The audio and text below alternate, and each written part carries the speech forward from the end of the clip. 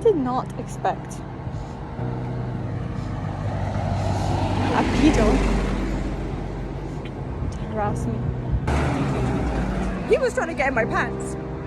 Why? He's like, I'm looking for a wife, you know. You could be my wife. I'll give your father 15 camels for our marriage. I was like, because we were in like this little tour, like tomb, like thing underneath, under the ground. So that's when it started getting scary. I was like,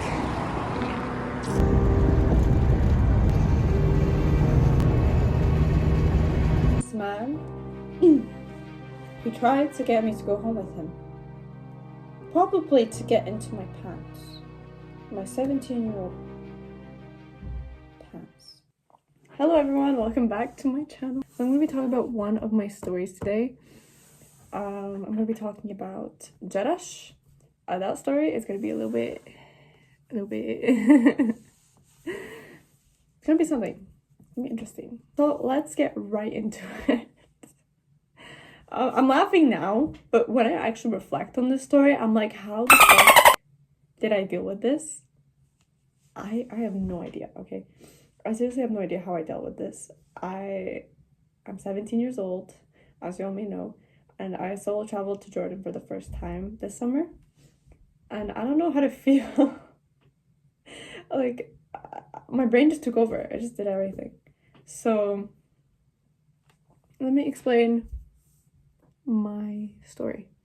So, it all starts off on probably the 4th day of my trip. I really wanted to go to Jerash. So, that's what I did. I got a taxi from where I stay to Amman North bus station around, was it 10 a.m. I think? So I got there. The taxi dropped me off, it was fine. And I'm walking around, I'm looking for a bus to go to Jerash. And there was a bunch of men sitting next to the bus stop. They look at me because obviously foreigner. Basically, they started pointing at me and they said, come. So I went over to them and they told me to come. So I went over to them and they were like, are you looking for a bus? And I was like, yeah, تعرف وين الباص إلى جرش? And they said that there was no bus until like 3 p.m. It was 10 a.m. at this point, and I was like, and they were like, we can take you though. There is I'm a taxi driver, and I was like, are you with Uber? And they're like, yeah. And I was like, okay. And I called my mom, and I told her the situation, like there was no buses, and I completely believed them. I was like, why wouldn't I believe them? Because I'm gullible as fuck. And she told me, okay, like you can get a taxi. How much is he charging? And I was like, how much are you charging? And they were like, 50 JD there and back. And I looked at this man. I was like, there's no way. Because I knew that if I was going to get a bus, right, it would only cost me like 2 JD to go up to Jerash. And then 2 JD back. Which is like around $3. And I was like, whoa, like why would I pay like $60 if I can go for freaking $5 there and back? So I was like, that's a little high for me. I don't even have that kind of money in my bank account. Like, I don't have that kind of money. I would rather just book an Uber, because I looked on the Uber app and it said that they would charge me 15 to go there one way. And I was like, that's way better than paying 25 one way. And he was like, well, you can get to Jerash with the Uber, but you can't come back because there's no Ubers from Jerash. And I was like, oh, I'm sure I'll figure out something. I'm sure there's taxis up there. And he was like, no, you and me, we go together. You will give me 50. We will go together. And I was like, no. I would rather just order an Uber. And that's what my mom was telling me. She was like, don't go with this guy. And he kept like pressuring me. He kept like saying, I am perfect. Good taxi driver. Look at my car. His car was absolute trash, by the way. No offense. Scratched. I was like, I did not trust this guy. And he was really pressuring me.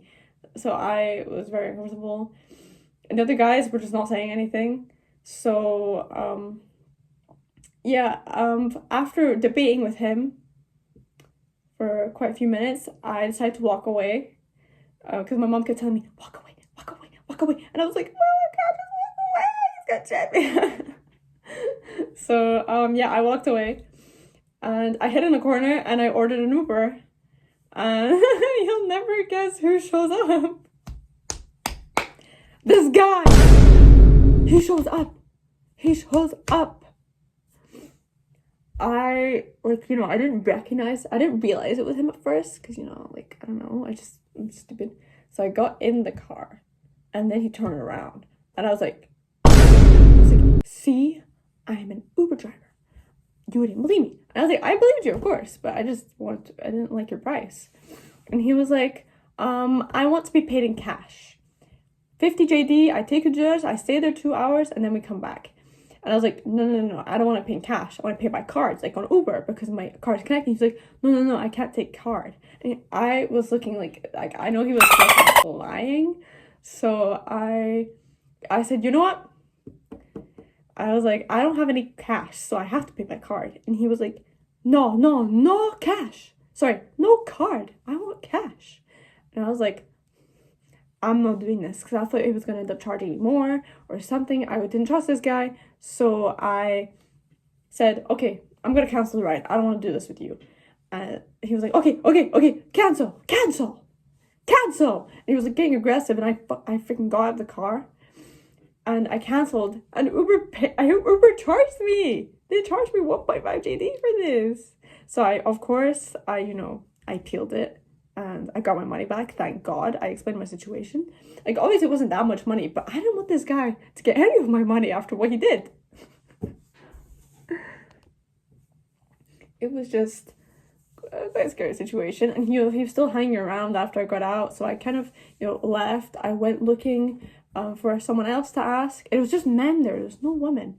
And, I'm not very good at reading, like, the cursive on the buses. Like, it's like Arabic calligraphy writing. I'm not very good at reading it, so I couldn't really tell. There's so many buses, I couldn't tell which bus was what, and I was just like, oh my gosh, there must be no bus then. Because the guy said it was coming at 3 p.m. because of people coming back from work. It was just such a really made-up reason. So, yeah, another guy approached me. I was like, here we go. He was like, hello, where are you going? And I was like, Jeddah. And I was like, is there any buses? Went out the bus here, Josh. And he was like, there is no buses today. Just period. No buses today.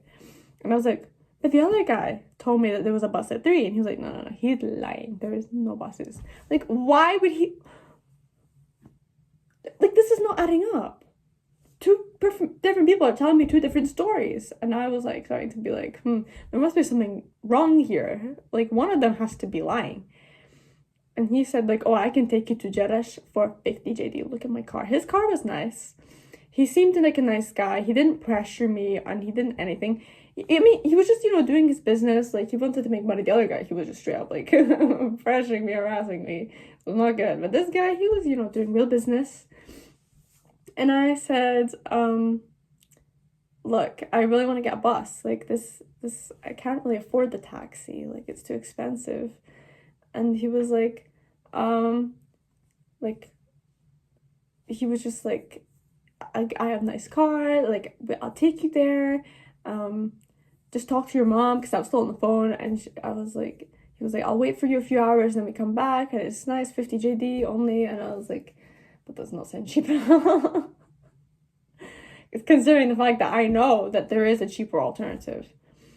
Because, like, I really wanted to embrace the local experience. I didn't want to just go around everywhere in taxis. Like, the reason why I got taxi to the bus station was because I would have to take 1 million buses from where I live to get to the bus station. And, I don't have all day. So I decided to get taxi. But from the bus station, I knew that there was a bus that goes to Jeddah. So that's why I did that. And I wanted to have the local experience. And basically, I just, made up a lie. I was like, I need to go to the toilet. Went out hammam, and he was like pointing in that direction. I didn't need to go, so I was like, okay. That was my way out. I told him like I'd come back later. I never went back. I found like an office thing. It was like really rundown building, so I couldn't really tell. I went inside, and the guy was like, no, not here. So I went to another office, So I went up to this lady and I was like, "When al bus ila Jerash?" And she was like, "Oh, it's over there." Like she just pointed like right in front and she was like, "It's all the way over there." And I was like, "So there is a bus?" And she was like, "Yeah." And I was like, there was two guys outside. One told me that there was a bus at 3 p.m. and the other guy told me that there was a bus. There was no buses. And she was like, "Don't listen to these guys. Don't listen to them. There is a bus out there. It's leaving in about an hour, about 1 p.m." Because by this point, I had done all of this talking, all this yapping, all this waste of my time. It had been about 2 hours. About an hour, 2 hours. Like, this, this shit. So I was like, Alhamdulillah, thank you for being so honest with me. And I was like, I'm kind of scared because the men are still outside. And she was like, "Oh, I'll get, this guy to take you there." And I was like, thank God. So this guy escorted me to the bus. And I asked the bus driver, like, a dish, like, how much? And he was like, 2 GD. And I was like, okay. And I asked him, like, when it's leaving. He was like, 1 p.m. And I was like, okay. We didn't end up actually leaving until, like, 2:30. But it's fine. I ended up getting to Darash. So, by the way, the worst part of the story hasn't even happened yet, okay? This story is crazy.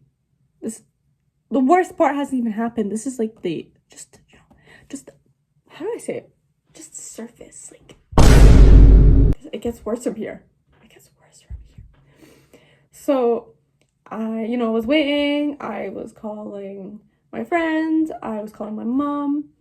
And then I was just sitting on the benches and these guys started to come over. I was like, God, here we go. And this guy, he just like sat next to me. He was like maybe around like 20 something. And he just like handed me his sandwich and his drink. And he was like, "You want?" I was like, no, it's fine. Thank you. And he was like, "Are you sure?"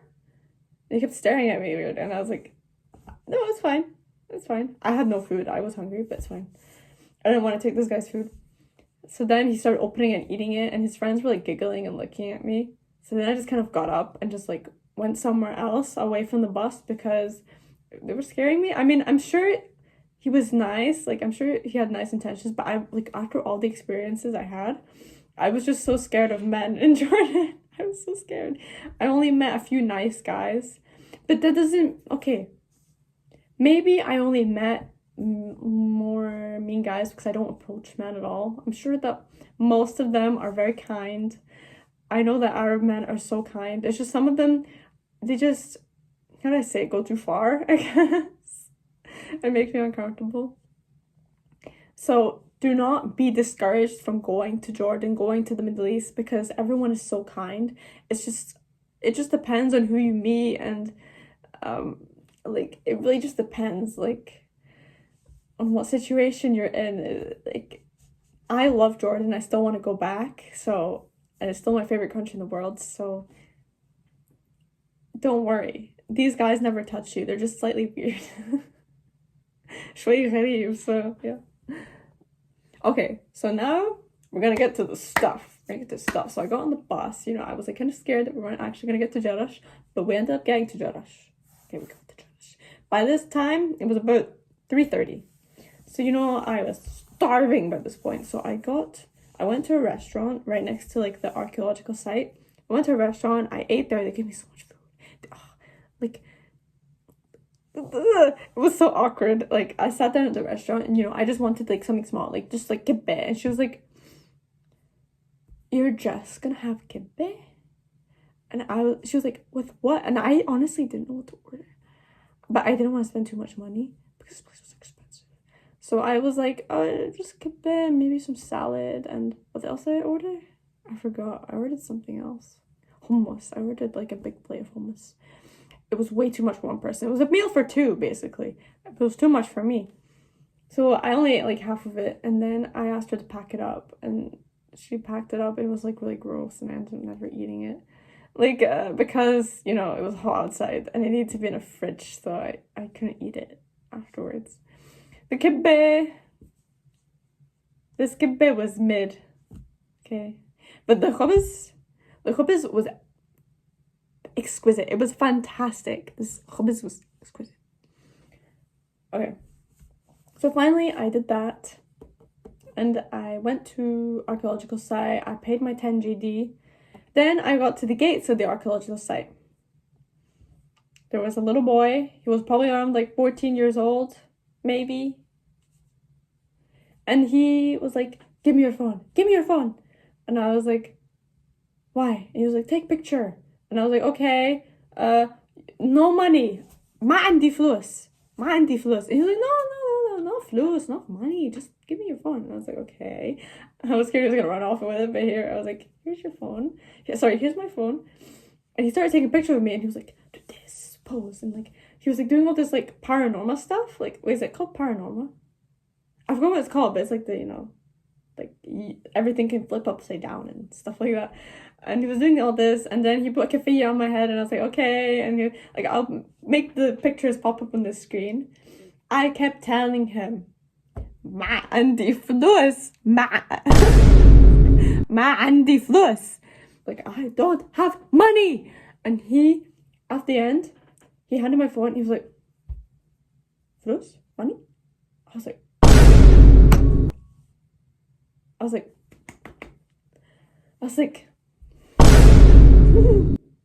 I told you, ما عندي فلوس. He was like, come on, just a little bit.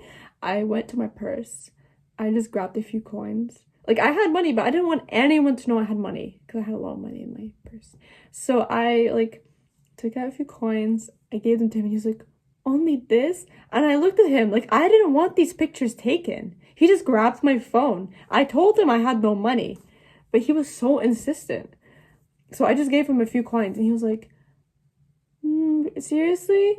And I was like, I told you, ma عندي فلوس. And he was like, oh. And I was like, sorry. He's like, no, that's fine, عادي. So then I finally got away. I got to start exploring. Finally. After all this time. So I finally got to the archaeological site. I was looking around. It was beautiful. It was gorgeous.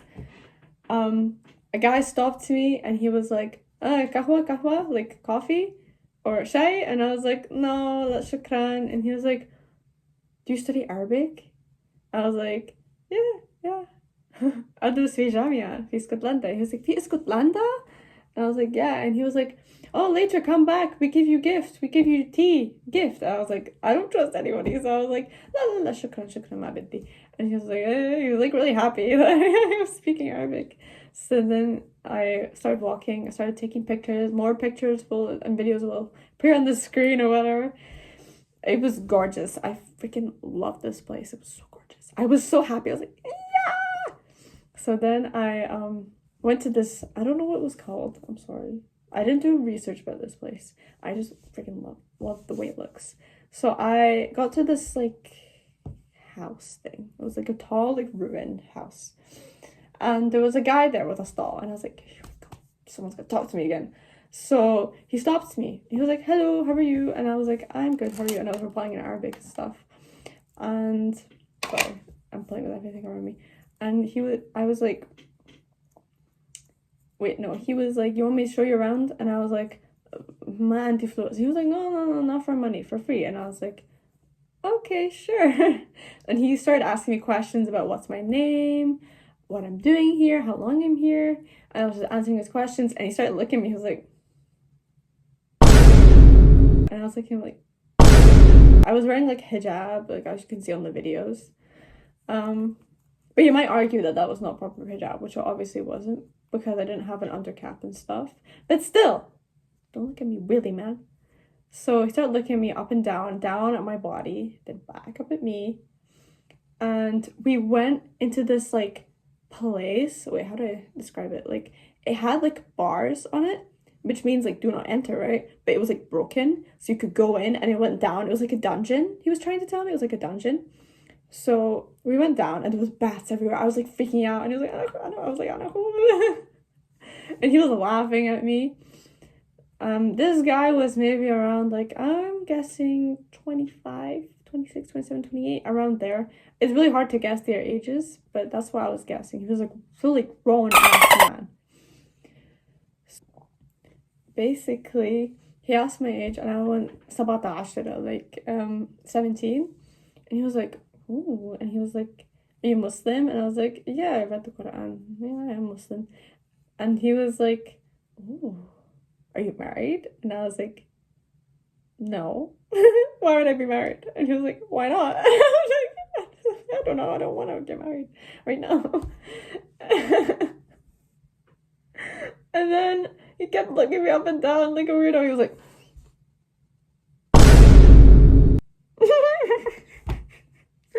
so then he was like, you know, I'm not married either. I'm looking for a wife, you know? What the hell? Like, we were in a dungeon, by the way. I was like, I'm not getting out of here. I was like, he was like, you can be my wife. And I was like, I started laughing. He was like, I'm just kidding. I was like, ha, good joke. And then we started heading back up out of the dungeon. I was like, alhamdulillah, alhamdulillah. I was gonna be in there forever. So I got up and he started showing me stuff. I was like, he was like, buy stuff. And he kept putting things around my wrist. And like, he kept putting things around my wrist. He was like, this is nice on you. You should buy it. And I was like, he was like, special price just for you. And I was like, no, I don't really want to buy anything. He was like, are you sure? And I was like, I'm sure. And he was like, you want to go eat something together? Like, you know, get tea. Are you hungry? And I was like, no, I went to a restaurant over there. Like, they had kibbeh. And he was like, you had kibbeh? And I was like, yeah. And he was like, do you smoke shisha? And I was like, no, definitely not. And he was like, you know, you should stay at my place tonight. You should stay at my place. Come sleep in my house. I looked at this man like, no, I have to go back to Amman on the bus. And he was like, I have a family. Like he said he wasn't married, so I'm guessing that he was talking about his parents. I was like, no, it's okay. It's okay. And he was like, you should come back to my house. It's too far for you to go back to Amman. So then he was like, I was like, no, I gotta go get the bus. And he was like, okay, bye. So I ran away. I was so scared. I was so scared that this guy was gonna follow me. Okay, wait. I forgot to mention, before that whole commotion happened, that whole conversation at the end, he was taking pictures of me. And basically, sorry, let me explain. So he said, I can take a picture of you. And I was like, okay. And the wind came and my hijab went, I grabbed it. And I was like, sorry. And he was like, it's fine. Do you want to take your hijab off for the picture? No. I literally looked at him and was like, no, it's fine. She was like, okay. And he took pictures of me, and then that whole conversation about going home with him happened. And then I ran away. I called my friend. I called my mom. She was asking me, I told her everything that happened. And she I don't really remember because I was low-key, I didn't like what happened. She's like, how could you be so stupid? How could you be so stupid and tell him all this stuff about you? And I just thought he was making I was just making conversation. I thought he was being nice. And she was like, how could you be so stupid? And I literally almost started crying. I was so scared. Bro, it was so scary. All these men today, they wasted my time. First of all, the taxi driver, then the guy at the gates of the archaeological site, the little boy, and then this guy. I only got to spend about an hour at the archaeological site before I had to go home. And yeah, I really wanted to go back to Jeddah, you know? I really wanted to. But I knew I couldn't because I would end up seeing that guy again. That guy that was asking me to go home with him. I was terrified of this guy. So yeah. I was thinking about reporting him, but honestly, I was so scared. I just wanted to get out of there as soon as possible, so that's what I did. I went to, after me and my mom, like, my mom was like telling me how stupid I am, I hung up because I did not need that at that moment. So I walked down to the bus stop and I started filming. A few videos will come up, maybe I'll show you one, but I started talking about exactly what happened, so I might go back through that and talk about it. But yeah, this is how I remember the story now. It's quite scary, probably one of the most scariest moments of my life, I would say. So yeah, I got to the bus stop, buses kept passing by, and I was like, they wouldn't stop for me at all, so I was like, shh. And by this point it was 6 p.m. and the woman at the bus station, like the one in the one in Amman, told me that the last one would be at around 6. So then after 6, I was like, shh. No more buses, right? So I called my mom and I was like, what am I supposed to do? And taxi drivers kept stopping me and pressuring me, and they wouldn't leave me alone. They wouldn't leave me alone. I was literally I was enraged, right? After what had happened, I was so enraged and so scared. And I go to the bus stop and multiple taxi drivers just kept stopping and trying to negotiate prices with me. I was like, no, I'm waiting for a bus. And he was like, no more buses. And I was like, I don't care. I don't want to go with you. But I didn't say it like that. I was like, no, sorry, I'm just going to keep waiting. And he was like, there's no more buses. And he was like, I'll take you back for like 10 GD. And I just didn't like the way I was being pressured to go with them. So I kept saying no. And then eventually, after like 10 minutes of me telling them, I don't want to go with you, then they finally leave. And then another taxi driver comes. And I was like, so I was calling my mom and I decided to go across the street. I decided to go across the street and I approached some girls and they didn't speak English. So I was like, okay, sorry. So then I went to another group of girls, there was a pair of 2 girls and they were sitting on a bench together. And I went up to them and I was like, hi, أنا أتكلم العربية أنا أتكلم العربية قليلا. And I was like, do you speak English? And they were like, yeah, we speak English. Like, well, I speak English, but she doesn't. And I was like, okay. I was wondering like how to get back to Amman. And she was like, the bus? And I was like, I don't think there's any more buses. It's like, you can get taxi. Like, we'll show you. Like, do you want us to show you where? And I was like, yeah, show me, please. So we walked together. We had a little bit of a conversation. We sort of became a little bit friends. So yeah, I added them on Instagram afterwards, and they took me to the taxi drivers. These were like shared taxis. These taxis were so cheap. I think I paid, how much did I pay? Like 2 JD, I think. 2 or 4 JD. I don't remember how much I paid for this taxi, but it was really cheap. I think I have it on video, like how much I paid. So I went with them up to the guy, and she was like, your taxi, you're going back to Amman? And he was like, yeah, we're going back to Amman. And she was like, how much?